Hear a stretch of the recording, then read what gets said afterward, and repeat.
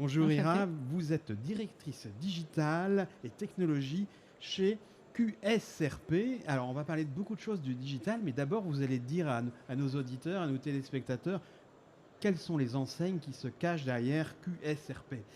Et tout à fait. Donc, encore une fois, merci pour l'invitation.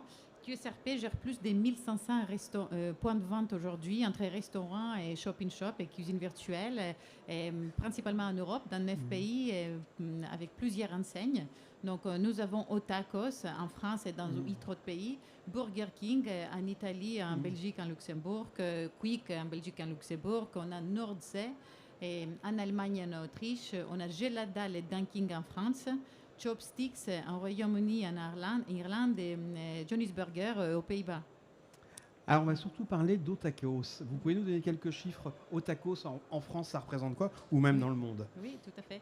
Et donc, Otakos, qui a rejoint le portefeuille de QSRP en 2018, a connu une croissance exceptionnelle et emploie aujourd'hui plus de 4000 personnes. Dans les groupes, en fait, avec notre enseigne, on a emploie 7000 personnes. Et donc, Otakos aujourd'hui a 400 restaurants. Donc, la dernière année, Otakos est passé de 140 à 400 points de vente. Et sur l'aspect digital, nous comptons aujourd'hui, on réalise plus de 70% de notre commande dans les groupes via les canaux digitaux.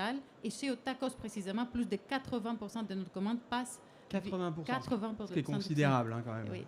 Plus de 16 millions de clients numériques, dont 3 millions actifs dans le groupe QSRP et notamment 2 millions de clients fidèles chez Otakos. Alors je crois que dernièrement, vous avez déployé une application mobile intégrant un programme de fidélité. Est-ce que vous pouvez nous en expliquer la teneur et surtout les objectifs? Tout à fait, tout à fait. Donc chez QSRP, nous avons toujours cru à la force de la transformation digitale.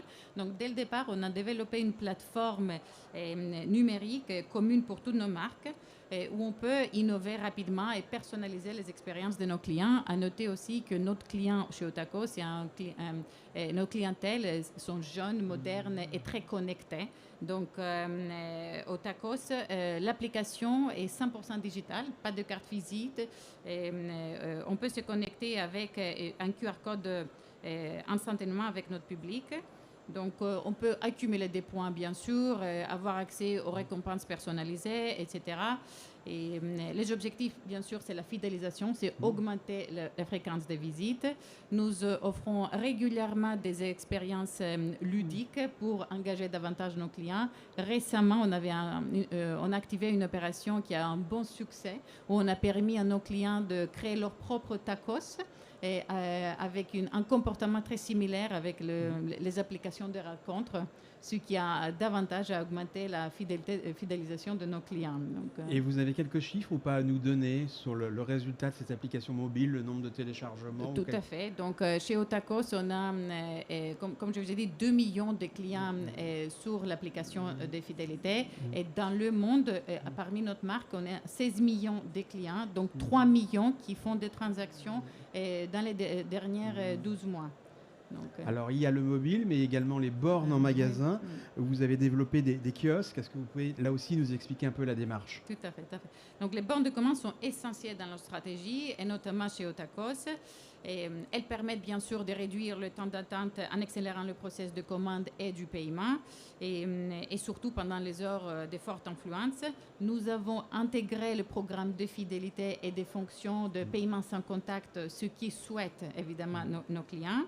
Et aujourd'hui, on peut avoir une personnalisation extrême avec aussi l'AIA sur le borne de commande. Et on gagne bien sûr aussi en efficacité en salle parce que moins de monde moins de personnel dans la prise de commandes qui peuvent davantage se concentrer sur la préparation.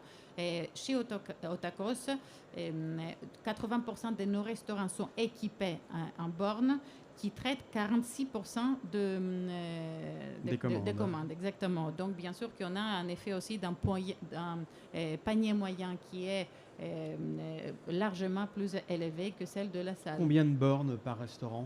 Et en moyenne, on est sur 4 bornes. Mais là, on est sur une période, on est sur un projet de digitalisation. Nous augmentons le nombre de bornes par restaurant. Alors, si nous continuons dans la digitalisation d'Otakos, il y a également le click and collect. Exactement. Donc, les ventes mobiles ont toujours été dans le cœur aussi de notre stratégie. Donc, pareil, nous avons développé pour le groupe une plateforme qui offre une expérience simple et rapide à notre client, qui tous nos marques ils peuvent bénéficier. Et Otakos c'était une des premières marques qui a offert la commande en ligne dans la restauration rapide, et notamment en France. Nos clients, ils peuvent bien sûr dans la même application se connecter sur le programme de fidélité et commander en ligne avec le click and collect et par la livraison. Évidemment, nous sommes intégrés avec les plus grandes plateformes de livraison. Et donc, aujourd'hui, on réalise 40% à peu près de notre chiffre d'affaires chez Otakos aussi via l'application, livraison et click and collect. Alors aujourd'hui, il est impossible de parler du digital ou de la technologie sans évoquer le sujet de l'intelligence artificielle. Est-ce que vous utilisez l'IA? On utilise l'IA, on ne fait que parler de l'IA. L'IA, elle est dans le cœur de notre stratégie, bien sûr. Donc, on a déjà beaucoup de chantiers ouverts sur la personnalisation de l'expérience client, et avec des recommandations de produits sur les bornes et sur la mobilité, et avec des propositions de technologies innovantes comme les commandes vocales ou les assistantes virtuelles pour l'aide à la prise de commande. Nous travaillons aussi sur l'optimisation de l'efficacité opérationnelle, notamment avec l'aide sur la gestion des stocks et sur la prévision de vente. Et un des enjeux très forts de la restauration rapide, tous les restaurateurs savent, on l'appelle l'exactitude des commandes, l'order accuracy, notamment sur la livraison. Donc avec l'IA, avec des technologies comme les caméras ou les balances intelligentes, on peut améliorer l'exactitude des commandes, réduire les erreurs en fait, donc améliorer l'expérience client et réduire le remboursement. Qu'est-ce qui est difficile aujourd'hui? Lorsqu'on va dans des salons, on voit il y a énormément de solutions, de start-up sur ce marché. Est-ce que c'est tout simplement de choisir les bonnes applications, les bons partenaires, tellement l'offre est, je dirais, foisonnante? Tout à fait. Choisir le bon partenaire, ce n'est pas une science exacte, mais dans le digital, l'innovation, la rapidité est très importante. Donc, c'est important de choisir des architectures qui sont assez ouvertes, que les différentes startups, les solutions en fait proposées puissent intégrer. Et vous savez, dans le digital, on est assez aussi sur du test and learn. Donc, un partenaire qui peut nous accompagner sur la grande échelle, en effet, c'est crucial pour le développement. Mais personnellement, je suis très ouvert pour toutes les startups et toutes les solutions innovantes qui s'intègrent parfaitement et qui augmentent la valeur. Alors, vous êtes présent dans de nombreux pays, vous l'avez dit en introduction. Comment vous voyez le marché français? On est en avance ou on est en retard finalement sur le digital? Nous sommes en avance, nous sommes bien présents en Europe en tout cas, parce que je peux aussi avoir une expérience dans l'international entre les États-Unis et l'Asie. Donc, France reste un marché dans la restauration rapide qui est bien en avance, qui expérimente l'IA comme c'est notre confrère un peu en Europe. Donc déjà, l'Europe, je dirais qu'il est assez en avance des États-Unis et de l'Asie. Et la France, on a encore du chemin à faire pour avoir les applications de l'intelligence artificielle dans les restaurants, mais je ne dirais pas qu'on a pris de retard. Alors nous sommes à Franchise Expo Paris. Le digital, c'est un atout pour trouver des franchisés?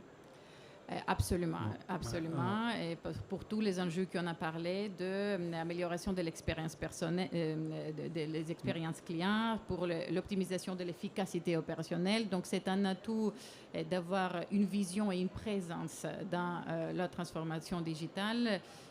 Ça fidélise les clients, ça améliore le chiffre d'affaires, ça améliore la productivité. Donc, nous, en QSRP, on est très sérieux pour toutes nos marques sur la transformation digitale et l'IA. Et pour terminer, je crois que vous voulez développer une nouvelle marque en France. Est-ce que vous pouvez nous en dire quelques mots? Dunkin. Dunkin'. Dunkin', comme vous savez, bien sûr, c'est la marque de café et de donuts des États-Unis du groupe Inspire. Nous avons la master franchise. On ouvrira le printemps le premier restaurant et on souhaite bien sûr devenir la marque de café préférée des Français en concurrence directe avec Starbucks. Donc, Eh bien, merci beaucoup d'avoir été avec nous aujourd'hui, Hera Priti. Donc, je suis ravi. Et puis, en plus de la bonne nouvelle, donc la France, on n'est pas en retard sur le digital. On n'est pas en retard. C'est ça qu'il faut retenir. Et le digital, c'est important pour la franchise Exactement. dans sa globalité. Merci beaucoup Merci à vous. à vous.